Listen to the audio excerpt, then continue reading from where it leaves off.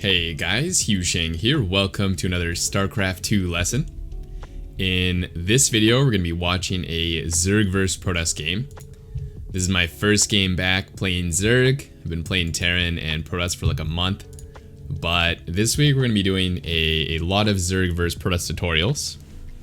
So if you want to see... I have a list of a couple topics I want to do.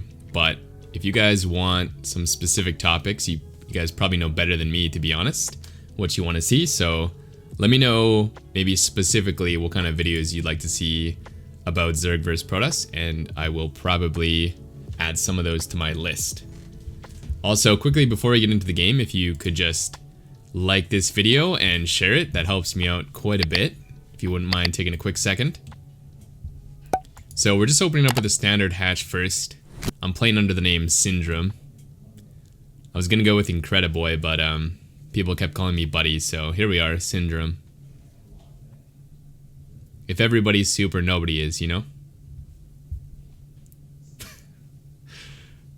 Okay.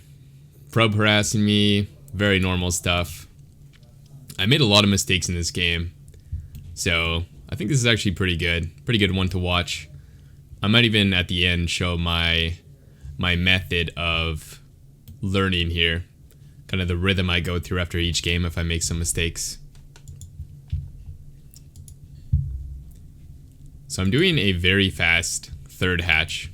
I think this is the best CVP opening, and I'll probably be covering this opening tomorrow.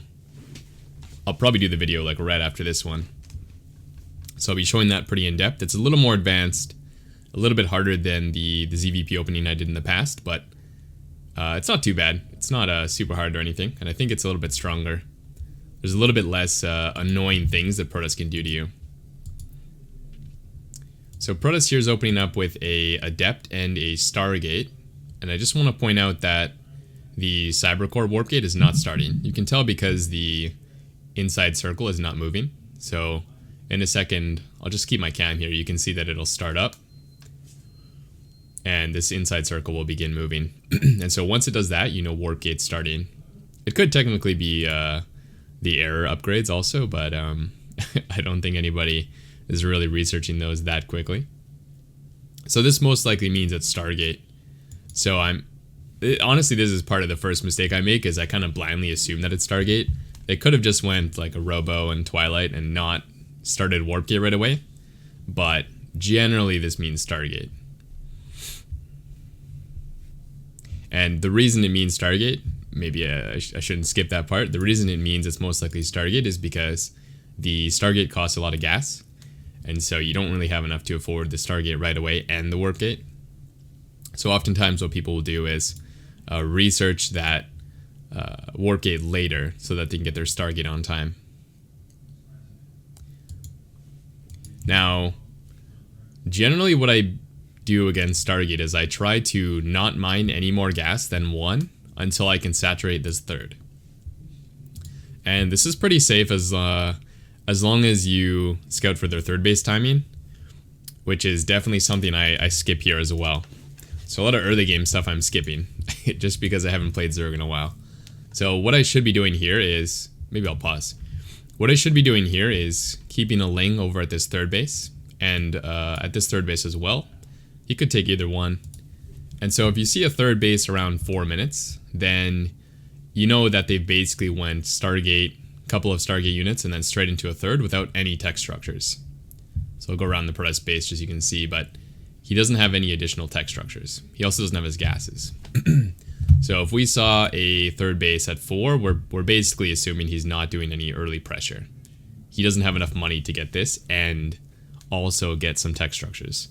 Whereas if he's getting this third base at like 4:30 or 5, then you know he's committed to a bunch of other tech buildings as well as the Stargate. So that could be stuff like double Stargate, that could be stuff like a Twilight Council, maybe for an Adept push, or a couple patches ago, this usually meant Archon drop, although that's not too popular anymore. And it could also be stuff like a fast Robo, maybe setting up for some sort of all-in. But if we saw this early on, we can just assume that it's normal play. We don't need to, you know, get a super fast roach warren or early gases or anything like that. But you can see here, I'm kind of assuming a couple things here, not doing my due diligence and just double checking and making sure it's what I think it is. Now I do a little scout here, but if you look at my vision, I haven't seen the third yet. So you see the gas timing, so it's not super early. So I'm assuming this went down, but if that didn't go down, this could be something like a charge lot all-in follow-up, because he's not getting too much gas. So something that requires, you know, mostly minerals is more likely. Droning up pretty hard. You can see here that I'm still on the 1 gas. So I don't have these gases, I don't have these gases, and I'm also going to grab the 4th pretty quick. So basically the idea is that if they open Stargate like this guy, and they're not getting any other tech structures, then they can't really harass me. They can't be doing any sort of like all-ins. So we can really stretch out our mineral lead, which is really important to getting that drone count advantage. You can see here, like even with how far I've been pushing it, we're not super crazy far ahead. That's partly because of these lings. But being able to generate like that 10 drone lead, you kind of have to be this greedy against Stargate. Of course, if you're playing like a Twilight opening, you definitely can't do this. But if you know it's Stargate and you're paying attention to these tells like the 3rd base, then you can definitely get away with this. So he snipes a couple drones. After I saturate this base, I'm going to start to fill them up. And the way I like to do it is you just send a whole round of drones to 1 base and then take the gases. Usually a whole round is about 8. And so 8 is, you know, 2 gases plus 6 drones to mine the gases. So it works out pretty closely. Now I did make a bunch of lings. I kind of like doing this at this MMR, the low GM level, because players really know what they're doing, but they have a hard time doing the correct steps and dealing with a lot of pressure. And because my Protoss is really high MMR, I can handle the harassment and the macro pretty well. So this gives me a pretty huge advantage at this MMR, just kind of being annoying and forcing them to make difficult decisions early on. If he had a shield battery, then it would be hard to make to get a lot of damage here, but I could do stuff like annoy this stalker and make him, you know, build a pylon or harass these probes and basically just throw him off his game.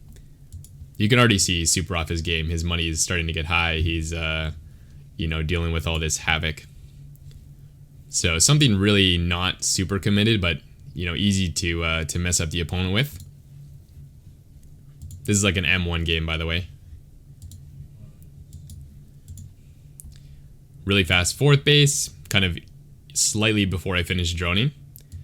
And then because I did so much damage here, actually, that's not entirely true. Even if I didn't do so much damage, I'd probably be going for this super aggressive push as well, just because it's pretty fun. It's my my play style to stop pretty early in the drone count, maybe at like 66, 3 base saturation, and start putting on some pressure. So that's kind of what we're setting up for. I am going double Evo. I don't think this is good, but it's fun. So it is what it is. If you want to like really be precise, I think it's much better to just go 1 Evo, because most of the Protoss units shoot pretty slow. So you're better off just getting the attack upgrades usually. But, you know, maybe, you know, this will be fun because we can go into ultras if the game lasts that long. So poking around, we see that he's, you know, remaking his probes. I'm not super worried about an all-in here, but he's not macroing that hard. Like, he doesn't have his gases. So even if I was trying to play a really heavy macro game, I would make some units here and then continue droning. So, I mean, this is because I'm all-inning, but you would still do the exact same thing, maybe a little less units, and then keep droning. So he's doing this really light pressure. I think this is not a very good idea from the Protoss perspective, because you're moving out with units that are just terrible against lings. So you're basically hoping that that the Zerg player is still droning entirely. And he didn't even do a check. So from the Protoss side of things, you would want to do a check on this 4th base and just make sure there's a lot of drones there before you move out onto creep like this, or even out on the map, right? Because this lack of workers here basically means I'm making drones units instead. So very, very risky play from him.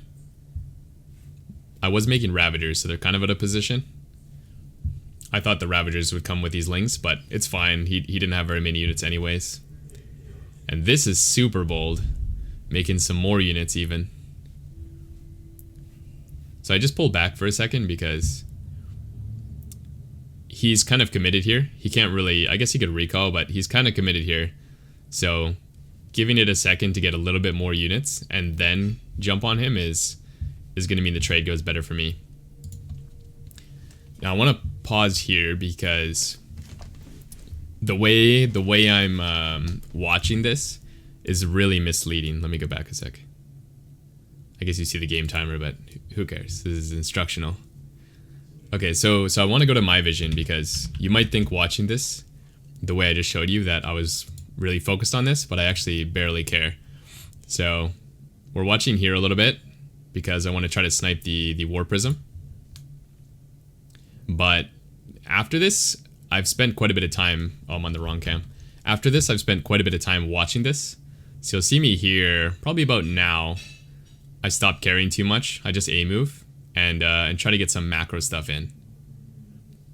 And I think this is a big problem with... not a problem, but a big misconception when you're watching pro games is, the caster is mostly focused on the important stuff. That's the fun stuff to watch, the exciting stuff. And players are not usually watching those moments exactly. So you can see here I'm just macroing, getting some injects in, making some lings, trying to see if I need to research any upgrades. And I'm not really watching those lings kill these stalkers. Right? I come back for a quick second just to make sure everybody's A-moved properly, but then I looked away right away. So kind of an important, instructive moment where, you don't necessarily want to be watching the whole battle.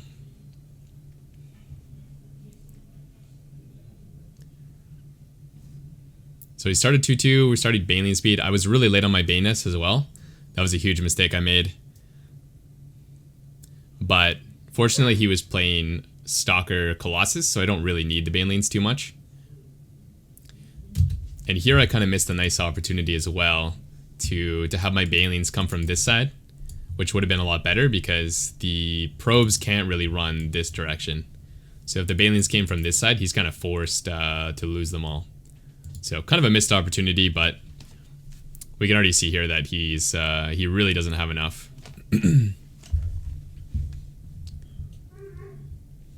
So mainly what this guy did wrong is he didn't check my drone count to see how committed I was to the aggression. And because of that, he still moved out when he shouldn't have.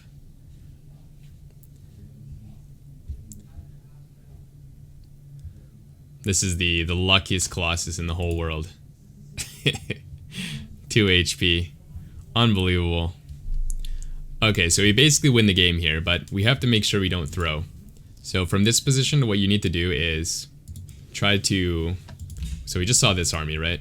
So you want to calculate in your head kind of how much you think you need to beat this, and then add on enough to beat, like, 1 or 2 more Warpins from Protoss, because they're not going to have this army when they attack you. They're going to have this plus, a couple more rounds. So we don't want to keep pushing here. If we keep pushing, we're just going to throw the game. We're going to run like, 1 round of unit in here at a time, and then he's going to eventually counterattack and kill us. So what you want to do is imagine that army plus a couple rounds and try to build up enough units that you can defeat that army and then attack. So you're kind of timing this for, maybe 2 or 3 more rounds of units and then go. And there's no real reason for us to keep pushing. Keep pushing here and you're going to throw this game really hard. So I'm just staying on my creep, just waiting for him to counterattack. From his perspective, he has to counterattack. You should know that as well. So he lost his 3rd base. He doesn't have an economy. and he has to get something done, otherwise we're gonna get out of control, right? He's gonna fall super far behind, so he has to counterattack here. If you're watching some GM games, generally what GMs will do is, if they're really confident they're gonna hold his counterattack, they'll also set up some other small counterattack of their own, because once the Protoss moves out, you can do something like right here. You could have, 10 links come in here and start killing probes again, which really forces the Protoss to come on creep much faster than they want to.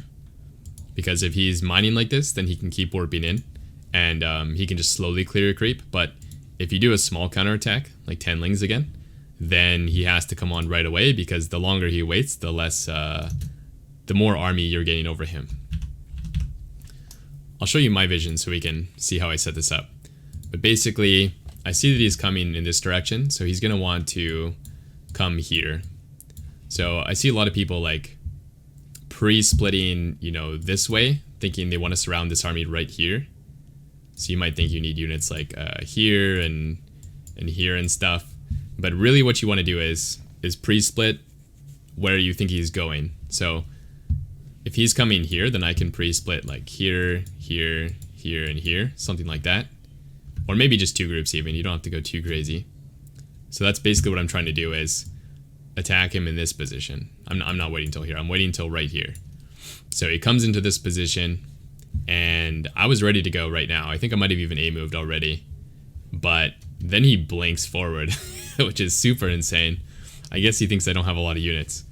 So this is the perfect time for us to jump on him, try to trap him. And then he shoots his own stalkers with his disruptor, which is really funny. And then he leaves. So, I mean, we would have won this battle anyways, but kind of a funny end to the game. So hopefully you guys enjoyed this video.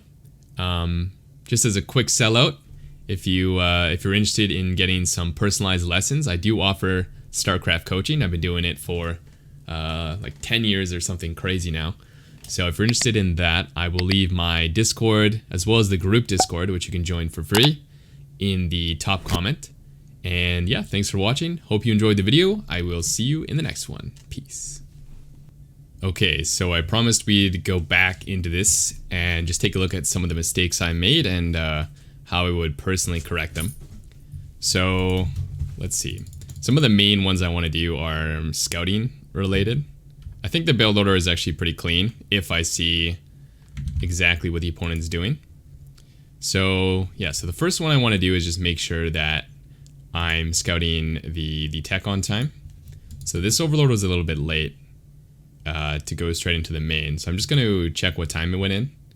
I want to see the tech structure by about 3:30. So we're only about 10 seconds late.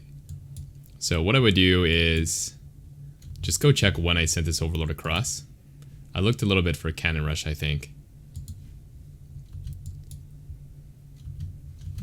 So I need to send it 10 seconds earlier. Okay, so this is the second one. So we're chilling over here at like 1:20 we sent it, so I guess we need to send it at like 1:10. So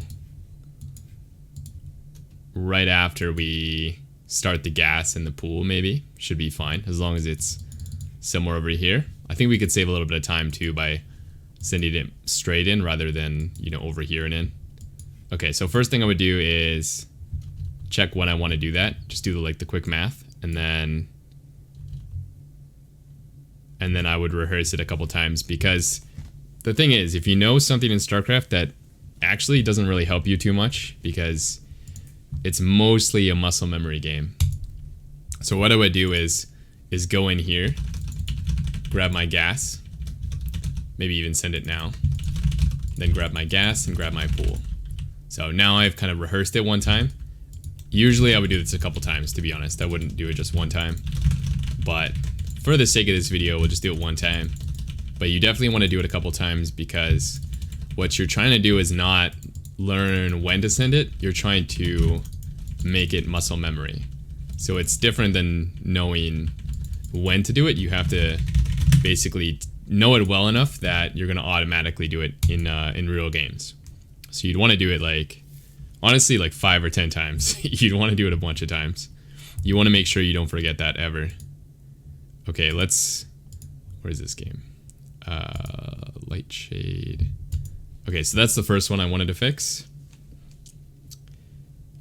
And the next one I want to fix is the scouting for the third base. So that one was at 4 minutes. I can send my lings out after I have speed, which is what I should be doing.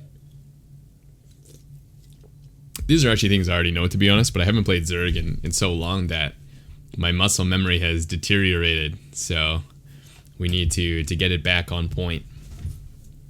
I probably could just play like 50 games and we'd be fine, but this is actually so much faster. So if you're not doing what I'm doing right now, you're actually learning this game like 10 times slower than you could be if you just do this. Like, it speeds up the process so much. Okay, so here's what we need to scout this base. And we kind of want the lings there in advance. So I should be sending them out once I have speed. I guess my speed's a little delayed since I'm putting them in slowly. So we should be moving them out here. I'm trying to find something that I can connect it to easily. It could be this creep tumor, but I'll probably forget that. To be honest, I think there's a sound for the speed, so I might just connect it to that. Let's see.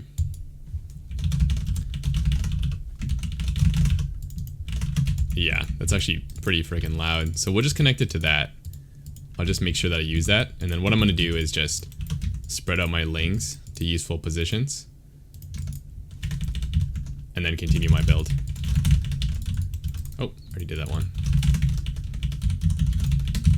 Okay, and then in the game we would have noticed here that he's taken this fast third base. So we don't need to take our gases. Otherwise, at this position here, I might have done something like grab the roach one, grab the gases, get a layer, something like that.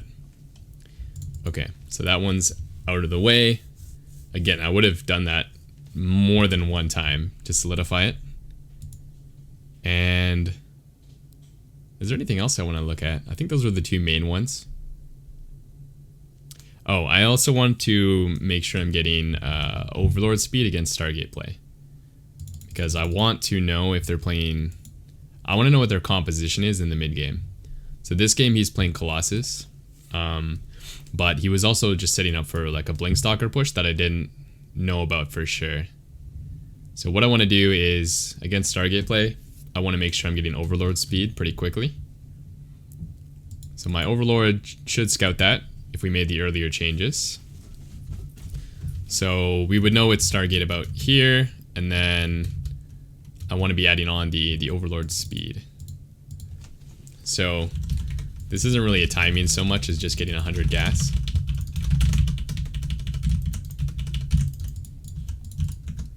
It's not hotkeyed yet. So we got 100 gas, we added that.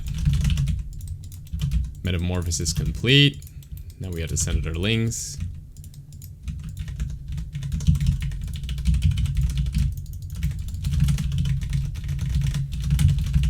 Okay, and boom. Let's maybe grab this guy. Let's see, what do we want to hotkey this guy as? I think 5 should be good. We'll shift him through a little bit early. Keep making drones. Get our 4th. Get our Roach Warren. And let's see when that goes through. I think it should go through at about 5 minutes or so. Let's get our layer. And start getting our gases. So it should go here.